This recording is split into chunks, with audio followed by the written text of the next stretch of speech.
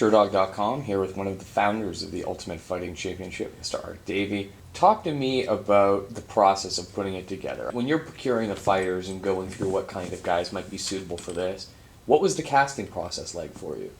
Well, early on, I knew exactly what I wanted to do. I went to all the magazines and said, give me all the contacts that you've got. And I began sending out faxes. I began making phone calls. I reached out to anyone and everyone I could. That's how I found Ken Shamrock. It was Scott Basak, a student in his school, came to me and told me about Ken. I called up Tom Haring in Amsterdam, Johan Plas, who I knew had been pioneers and had been early adopters of Muay Thai in Europe, had gone over to Bangkok and brought Muay Thai trainers and fighters back to Amsterdam, and I reached out to their gyms. I was trying to get Ernesto Hoost or Gerard Gordell, and that's how that came about. I reached out to Jean Jacques of the American Sumo Association and said, John, I'm trying to find a sumo guy. How am I going to get it out of Japan? Can you help me? And then I wanted a boxer.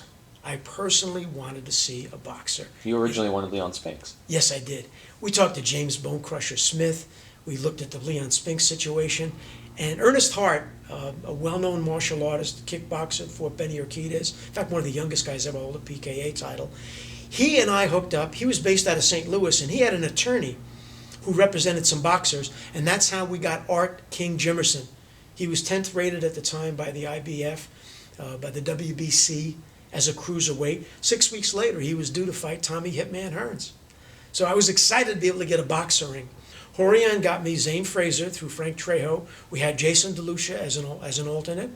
And I said to him, who are we going to put from your family in the octagon? It's part of popular folklore now that originally Rickson was the choice. Did you have any investment whatsoever in which one was chosen? I did. Early on, I realized that Rickson was, beyond a shadow of the doubt, was the best in the family by any measurement. There was argument that Helson on the street was formidable, but Rickson was formidable everywhere. So early on I said to Horion, I'm assuming your brother, who looks like a cross between Antonio Banderas and Mike Tyson, is our choice. He said, well, hold off on that. And all throughout the spring, on into the summer, I'm getting this hold off. He and Rickson had a falling out. Rickson had taken a couple of students from the academy when the new school opened up in Carson, in Torrance, and was teaching them on the side in his garage. Well, after the first time, Horion, slapped his hand and said, don't do it. I think he did it again. And that was the beginning of the end of that relationship. So as spring became summer, and I'm trying to lock down the jiu-jitsu for the event, I finally tried to pin Horion down. He said, well, it's not going to be Rickson. And I was champion in Rickson. I felt that was the best. On the other hand, he says to me, I'm going to put my brother Royce in. I said, Royce is the babysitter. He lives up above the garage with the piranha. I don't think your kid has a checkbook. He would come in on a Saturday afternoon. Horion would open up the safe. He'd take a couple of 20s out, and he was like a big kid. He'd go over to the beach. He'd get himself a fruit smoothie. He'd chase some girls. He'd surf a little bit. That was his life. He didn't own a car. He was a very unsophisticated kid. Later, after UFC 3, we tried to get Rickson in. I had dinner with Rickson and pitched him personally. Then we all met over at the WOW office. The old man came in, Elio, and Royce agreed to step down. And Rickson wanted $1 million. And I said, nobody's getting $1 million. He said, you and Horion are getting rich. He said, I don't think. So I want some of that action. So we were never able to get him in. He went over to Japan, and you know the rest of that story. Talk about some of the other guys, because it would have been interesting, even if you're the guy picking them, you don't really know what you have until you get it. What exactly were you expecting of some of these martial artists, and what maybe surprised or interested you when you got to meet the talent in person? Well, I think part of the problem with selecting talent was that I did have to go through others. And there were people that I wanted to get who I couldn't get. So there was some disappointment there. And, trying to get maybe a Dennis Alexio, for instance, to come in wasn't successful. On the other hand, someone like Gordeau, I could see from his history, his experience, his record, I had a pretty good idea what I was getting. There were some surprises and disappointments. And I remember that with the first show in particular, I made a point to be part of the group, the team that was going to go out at the airport and pick people up. I literally wanted to see them as they got off the plane. I was biting my nails, as it were. And I remember that in the case of Kevin Rozier, who'd been sending me photographs, who'd sent me all of his record and the 3 or 4 kickboxing titles he'd won, weighing 245 to 265. He gets off the plane. You must have been shocked. I said, Kevin, one of your legs has its own zip code. I said, you got to weigh 3 something.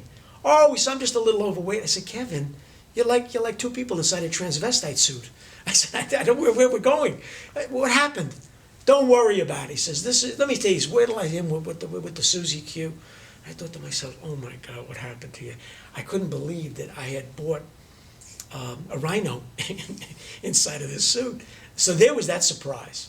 Ken Shamrock. I had a real good idea what Ken was doing.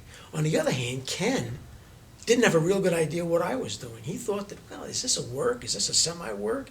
He was still asking me those questions up until the time. He said, can I do what I do? I said, this is a shoot. I knew the terminology. I was telling him that from the very beginning. I'm not sure in the beginning that he understood that. So he works a Pancrase show, and he comes in, that week. He's tired. He's flown 17 hours. There was that concern with Ken Shamrock. Art Jimison, I picked him and his wife up at the airport. He was nervous from the very beginning, and I thought, my job with him, and it wasn't completely successful, is to get him calmed down. Because every time he went down to the lobby, and he saw the jiu-jitsuans, and he heard the scuttlebutt in the lobby about what could happen, and maybe get his elbow broken, his heart would sink down to his shoes. He and Taylor Tooley were the only 2 people who received an appearance fee. We knew with a boxer we were going to have to put a little money on the table. I think Jimison, when he landed and started to pick up and absorb what this was about, his enthusiasm, his energy, his passion for this began to evaporate. I knew about Zane Fraser. I had gone over to this martial arts trade show. In fact, the day that I was over there, he and Frank Dukes had gotten it on, and I just got there just after the police had separated them, and there was still buzz on the floor of the show about what had gone down. And Frank Trejo had already blessed him and told Horian that, look, this is my WKF champion. He's 6'5", he's 240 pounds, guy can punch. And Zane and I hooked up that day, and he said, Art, he said, I'm not going to disappoint you. He said, I'm going to come in, I'm going to blow people out. So I already had an idea that, he had some legitimacy as a kickboxing champion. I wasn't worried about Gordeau. I really wasn't worried about Taylor Tooley. I had done some homework. I knew he was in the Makashita class.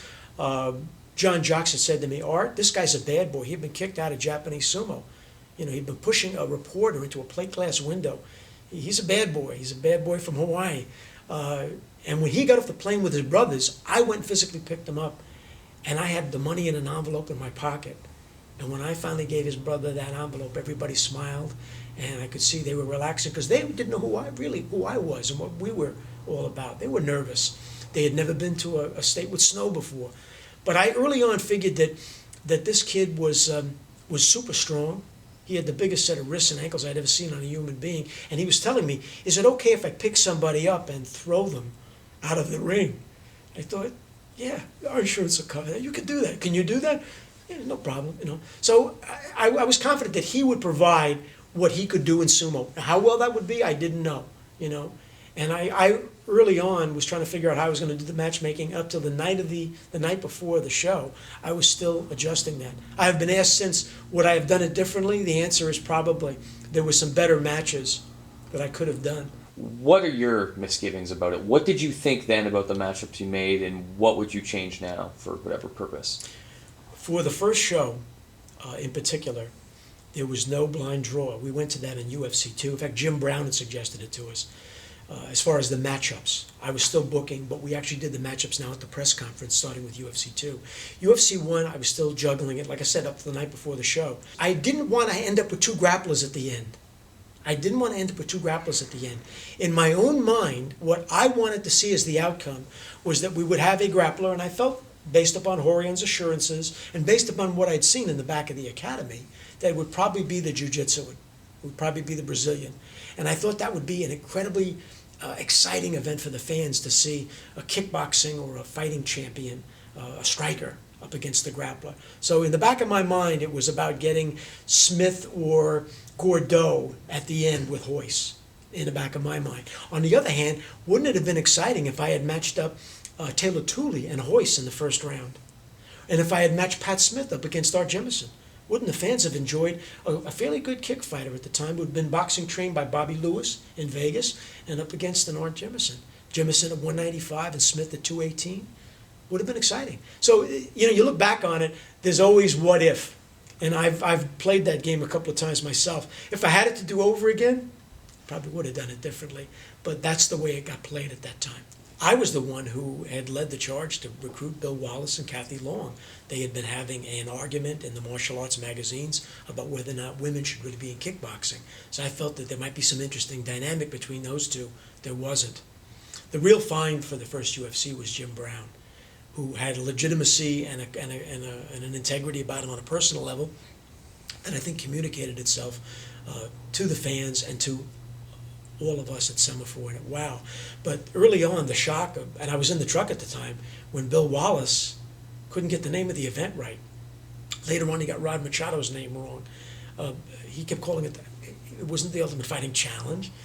And then, of course, he'd already probably written that famous column which appeared in the December issue of Black Belt magazine, in which he basically criticized the event, felt it was negative, and it was a detriment for the martial arts. So in a sense, we hired him when he already made up his mind about the event. When you look back on it, it was a terrible mistake. First of all, it's a strange note to add to a guy like Jim Brown's career.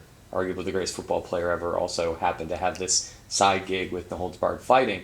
But I think the one thing that maintains about Jim Brown is he had almost this idiot savant-like quality when it came to calling the shows, because you could tell he had absolutely no knowledge really about martial arts, yet just seemed to intuit fighting. It seemed like Jim Brown really helped the product in a way that's hard to explain. Early on, I recall a situation where Jim Brown's value was demonstrated. It was 2 or 3 days before the event. It was in the conference room adjacent to my hotel room there in Denver at the Executive Tower Inn. And we had all gathered after the last meeting of the day, and we were kind of still kicking some things around. Bill Wallace was in the room. Jorge and Gracie was in the room. Jim Brown was in the room. And Wallace stands up, and he starts demonstrating what he would do inside the octagon. And Jorge was sitting over here to my left, Jim Brown's to my right. And Bill's right here, and he's starting to do these kicks, and he's doing all of these movie perfect moves, and he's talking like he's the voice from Mount Olympus. And Horion, I looked at Horion, his eyes were lidded, and I could tell he wasn't going to say anything, but he was not appreciating this lecture that we were being given.